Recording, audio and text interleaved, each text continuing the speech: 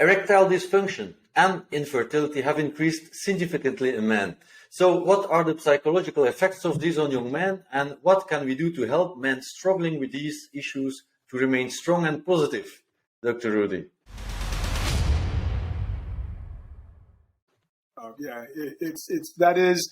I just did an interview with Shauna Swan, and I recommend everybody to read her book. It's called Countdown.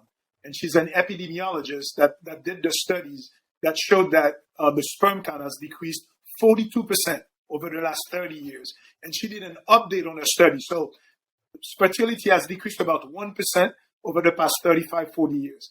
Testosterone has decreased also about 1% over the past 30 to 40 years. And testosterone and fertility are on the same HPG axis, the hypothalamus pituitary gonadal axis. So she said it beautifully in a book. It said those are parallel manifestations of the same disturbance. There is something in our environment that is altering that line, and this is where we go with the EDCs. So she was able to prove that phthalates, plasticizers, endocrines, all of those have estrogenic properties, and that's what's causing a lot of the problems with erectile dysfunction and infertility. And when a man goes through infertility, and he was told he's the one that's not able to father a child, this is the psychological equivalent of that bus hitting you, like you were saying, Dave. So even if they, by IVF or by whatever means they become pregnant, this man has taken a hit to his masculinity that most of the times he won't have anybody that he can open to. And he has that shame and that deep fear that he has, and it stays with him. My goal through all this is to open dialogue, be vulnerable for every man that's going through this.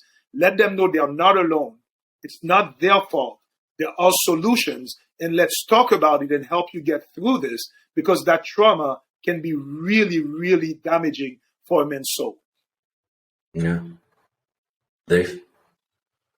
Yeah, I'll touch on the erectile dysfunction stuff a bit. I think that particularly if we go back to the guys who we were talking about before, who had the endocrine disrupting chemical exposure potentially in utero during childhood, coming up didn't have that surge. They probably had a great little bout of erectile dysfunction or all kinds of sexual issues during their formative years when they were forming their sexual identity and their confidence. A lot of guys, as a result, when they get on a losing streak of, let's say, losing their erection or having the inability to get one when the time comes, they will naturally withdraw from intimacy because they don't want to go through that vulnerability and shame or pain again. So this can be hugely detrimental for guys in terms of their confidence, but also how they show up in terms of their intimate relationships, because then when they do get into an intimate relationship, it stifles their sexuality because they're constantly reserved, they're constantly in fear, they're not wanting to initiate sexual contact and express love in that way and be open with it because they're afraid of losing their erection. And that can be something that I think is very damaging to both the guy, but also the relationship as a whole. So I think testosterone, fixing the testosterone deficiency can be remarkable for that. And one of the reasons why I'll use daily tadalafil at 5 milligrams for 3 to 6 months for a guy starting TRT, will advocate that he has that conversation with his doctor, is to basically create a circumstance where you're going to, I like to explain tadalafil as the internal version of a cock ring. It won't give you an erection, but it will keep it there if you already get aroused. And the thing I like about putting in something like this for a guy who's maybe living with his partner, has a history of sexual dysfunction, is that erection is going to kick in intimate scenarios before he has a chance to doubt himself. And once that thing's there, it's stubborn. And I think that's fantastic. If the guy can be having more spontaneous erections around his partner, feel more confident in the engorgement of his penis, feel more aware of a full penis when he's aroused, I think that's going to completely change the sexual energy in terms of how he shows up in his confidence and then how he expresses love towards the feminine. And I think that's a really important thing that testosterone will help with, diet and lifestyle helps with, all this kind of thing. But I think giving a guy an insurance policy or something, to kind of, put in their court to go, hey, here's a bit of help to get you on a winning streak. And then all of a sudden you no longer need it because you've got such a good positive winning streak that you don't associate that. Because that's the thing I think is very harmful, is guys will associate mentally the feeling of sexual arousal and excitement with the shame and fear and embarrassment of losing their erection. So then they become just interconnected. So as soon as they get aroused, they get a stress response, and then that causes all the blood to flow away from the extremities, and they physiologically can't get an erection. Um, so it's a vicious cycle. So I find that the phosphatidylserine, which I mentioned in another video, with the tadalafil, and then also practicing mindfulness meditation, and also having open, honest dialogue with your partner as well to absolve that fear. All of that stuff is extremely helpful. But I think it's also just teaching these guys to go, hey, you've had a bad streak. Let's get you on a good streak. Let's fix the foundation so that this shouldn't have happened in the first place. And then we'll be able to undo that damage and be able to potentially heal the individual as he lives multiple years with proper testosterone. Yeah. Definitely. Awesome. And a point with this, and so well said, Dave. So when guys come to me and we go over their history and we see that some of their symptoms are decreased libido or erectile, I call it even erectile problems, not even dysfunction, not confident in the erection. So we go by stages. The first thing, if the testosterone is not adequate, we replace testosterone and we'll do microdosing Cialis. For most guys, with the proper nutrition and the right mindset, that tends to fix most things. But we do have things, and there's a lot of forums on Facebook where we see what happens when you fix testosterone and you still have erectile problems. It does happen. So for me, I have a blueprint. I keep going down the list. Fix testosterone, deal with Cialis. If that's not good enough, then we go to the next step. The next step may be using a cock ring. There's actually medical grade cock rings that you can use now. Then you can do things like shockwave therapy. There's a lot of technology that's now coming.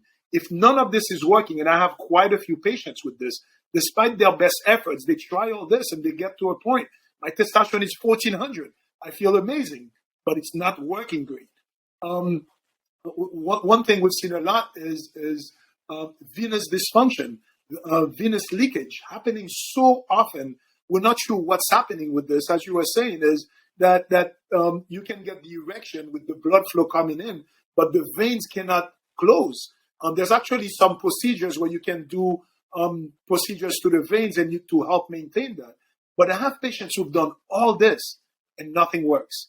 The psychological damage is there. What I tell them, we have enough technology now that I'm hoping that testosterone and Cialis is enough to get you there. But if it doesn't, do not despair and do not identify as an ED patient. Let's keep going down the road. If we have to get you Trimix, and this almost 90% of patients get this, that's what we need to do. For some patients, they use Trimix and it stops working.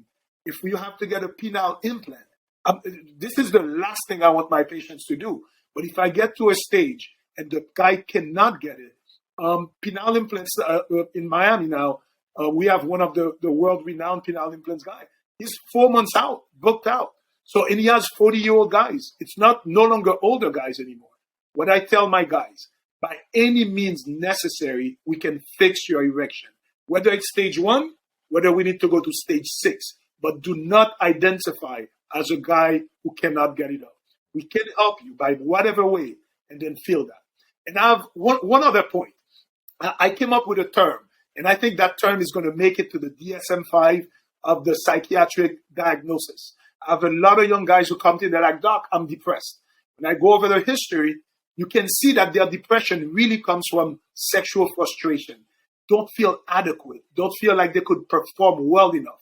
Once you fix this, you fix their testosterone. They made their girlfriend sing a couple of times. They got a couple of good nights where they really perform well. The depression is lifted. It's longer. So I have a term. I call it sexual performance related anxiety and depression, spread. So I tell my guys, you don't have depression, you have spread. If I fix your spread, fix your sexual performance, depression is gone. So before you let a doctor put you on antidepressant that makes sexual function worse, make sure you don't have spread. And if you have spread, get it fixed. It can be fixed.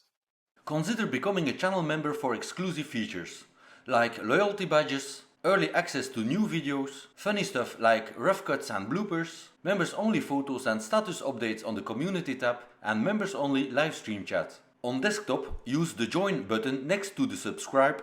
On mobile, use the join link in the description.